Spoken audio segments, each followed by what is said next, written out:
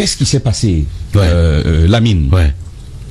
Je disais en début d'émission que, et c'est pas pour rien, vous allez voir pourquoi. Je disais en début d'émission que Amadou Ampateba nous enseignait dans Hamkoulel, l'enfant Peul, un ouvrage que j'ai lu par plusieurs fois, que le Peul, c'est 3 valeurs cardinales au moins. Ça, c'est transversal à toute cette communauté. Premièrement, c'est son troupeau. Il fera tout pour en avoir, même si c'est une seule tête de bœuf. Deuxièmement, c'est sa religion, l'islam. Il y tient comme la prunelle de ses yeux. Troisièmement, une valeur que l'on ne doit pas violer, c'est l'honneur de la mère. La mère, chez eux, et pas que chez eux par ailleurs, la mère c'est quelque chose de sacré, quelque chose qu'on ne doit pas violer. Et dans tout ce qui a été dit, on me présente comme le journaliste, comme le Guinéen, et même comme le pasteur qui a osé fouler aux pieds tout ça, au moins 2 de ces principes inviolables. L'islam que j'aurais bafoué, une mère que j'aurais déshonorée. Une mère qui, des dires que l'on a entendus, que l'on a vus, et ça existe encore sur la toile, j'ai moi-même réuni un document de plus de 15 pages contenant, pour chaque page, contenant 3 menaces mortelles par page. Ça vous fait 45 menaces mortelles que j'ai sélectionnées. Je ne parle pas des autres. Je ne parle pas des commentaires. Je parle de ce qu'on m'a envoyé dans ma messagerie. C'est des menaces. On te prend, tu vas voir. On te prend, le sang va couler. Il faut tuer Tamba. C'est la solution. Il faut le faire. Intolérance que je n'ai jamais vue. Jamais vue. Et je me suis quand même posé la question de savoir pourquoi. Donc, pour faire bref, j'aurais converti une femme au christianisme. Je l'aurais converti, moi, qui est quand même d'une famille d'érudits. Il ne faut pas le perdre de vue. Famille noble, comme on dit, d'érudits. Et donc, je l'aurais converti au christianisme. Et par la suite, je l'ai fait abandonner sa famille. C'est pourquoi on a dit que je suis un enleveur, un kidnappeur. Moi-même, je savais que j'étais un peu bandit, mais c'est pas à ce point quand même. Quand je me suis vu comme ça, ma tête partout, on dit, dès que tu écris sur Facebook, tu tapes une recherche Tamba kidnappeur, tu vas voir des milliers pasteurs bandits, pasteurs kidnappeurs. Ça dit, j'aime les problèmes, mais c'est pas ce type de problème que j'aimais. Moi-même, j'étais là, je regarde. Ça dit, même respirer était devenu compliqué. J'imagine. Moi, j'aime manger. Les collègues le savent. On nous sert à manger, c'est déposé. Quand je mets dans la bouche, ça n'a pas de saveur, je laisse. Depuis que je suis arrivé ce matin, on dit tu as maigri. J'ai dit, mais soyez heureux que je n'ai fait que maigrir. Soyez heureux que... Je ris, hein, mais je ne ris pas. Du tout. Parce que ce qui s'est passé est terrible. Je ne pensais pas que j'étais aussi mauvais, quoi. C'est pas ce que je pensais. Mais revenons à ce qui s'est vraiment passé. Je ne vais pas entrer dans le détail. Je veux dire à la mère de mon épouse, si elle m'écoute. Je veux dire au père de mon épouse. Je veux dire aux frères de mon épouse. Parce que ce sont les principaux acteurs qui ont été vus sur la scène. Que je ne parlerai pas d'eux. Je ne parlerai pas de ce qu'ils savent qui s'est passé. On connaît la vérité. Ils connaissent la vérité. Je la connais. Je n'entrerai pas dans ce détail. J'ai fait la promesse à mon épouse. J'ai fait la promesse à mes parents.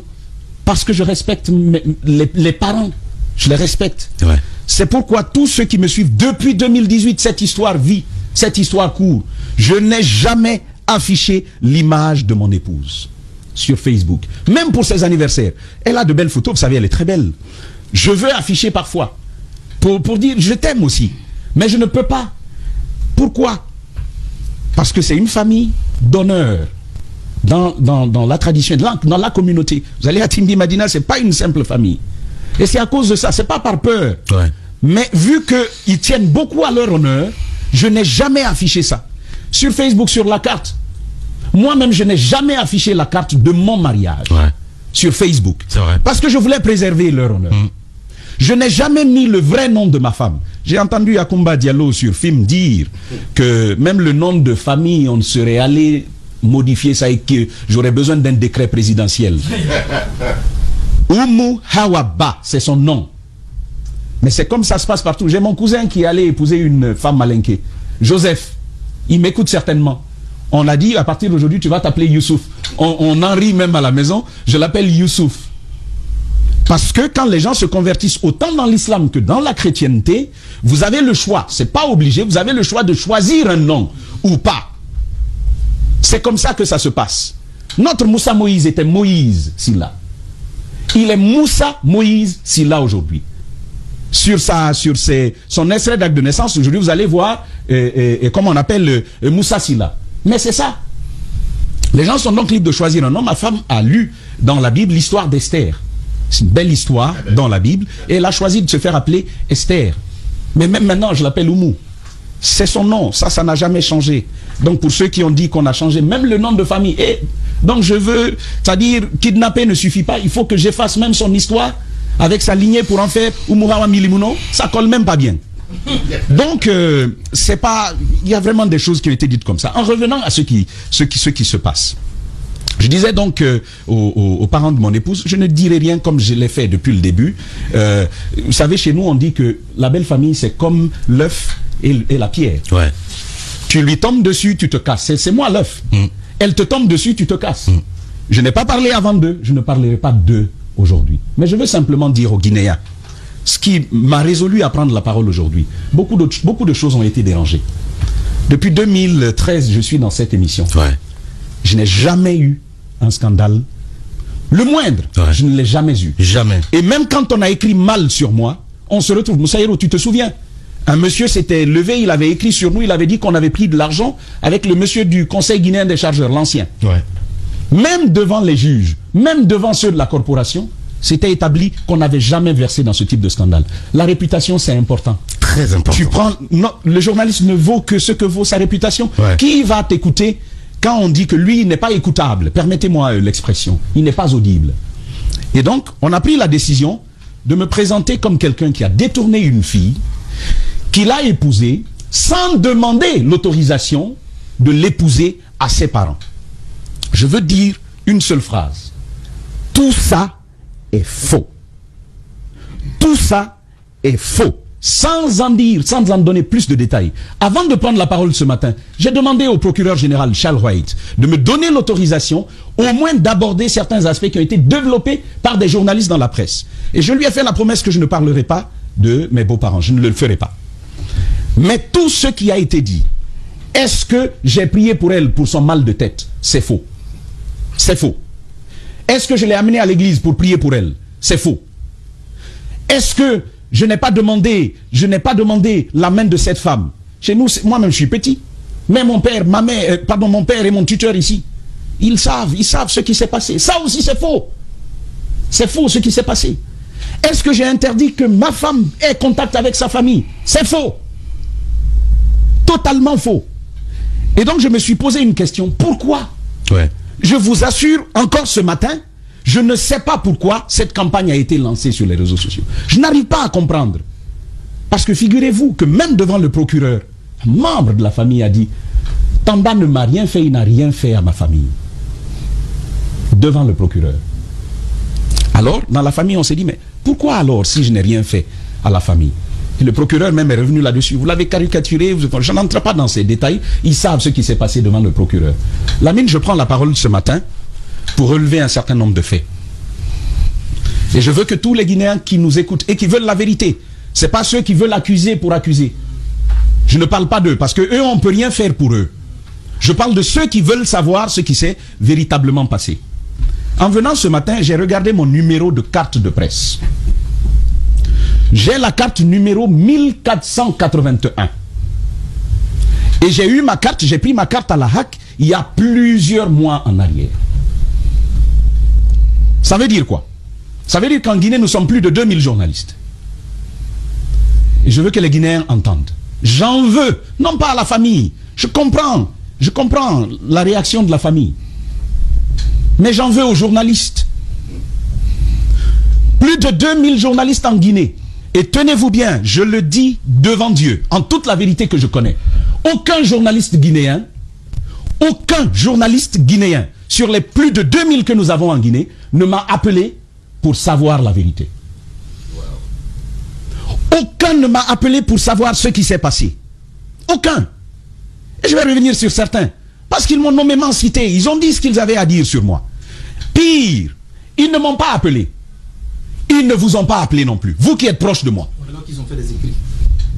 Ils ne vous ont pas appelé. Jacques, Antoine, on s'est vu. Vous connaissez tout le dossier. Moussaïro, tu connais le dossier dès l'origine. Ahmed, tu connais le dossier dès l'origine. Tu connais cette histoire. Roby, toi et moi, on a partagé tout ça. Parfois autour de repas. Vous connaissez tous le dossier. Lamine, depuis 2019, tu me demandes, tu te maries quand? Ouais. Je dis, c'est en cours, c'est en cours. Depuis 2019. Parce que j'essayais de trouver une solution. Impossible de la trouver. Encore une fois, j'ai fait la promesse à mon épouse de ne pas parler de ceux qui le font. Parce que je vous assure, c'est sale. C'est sale. Si j'ouvre la bouche dessus, c'est sale. Et je ne vais pas entrer dedans. Maintenant, je viens à certains éléments. Tolérez que je dise ça. Mohamed Kaba de Film FM. Je l'ai entendu un premier jour. Je l'ai entendu un deuxième jour. Parce qu'ils ont fait jusqu'à 2 émissions sur moi. Sans m'appeler pour savoir ce qui s'est passé. Incroyable. Ils ont fondé toute leur analyse sur ce qu'ils ont entendu et vu sur les réseaux sociaux. Alors, il m'a présenté comme un pasteur. Aboubacar lui a dit, mais non, qu'est-ce que tu racontes? Aboubacar, je te salue, au passage. J'ai entendu ce que tu as dit, et ça va. Dans la position de modérateur, on n'a pas toujours la capacité de défendre une chose. C'est pourquoi je dis merci à Aboubacar, parce qu'il a quand même relevé un certain nombre de faits. Même s'il n'est pas allé dans le fond, je veux lui dire merci pour ça.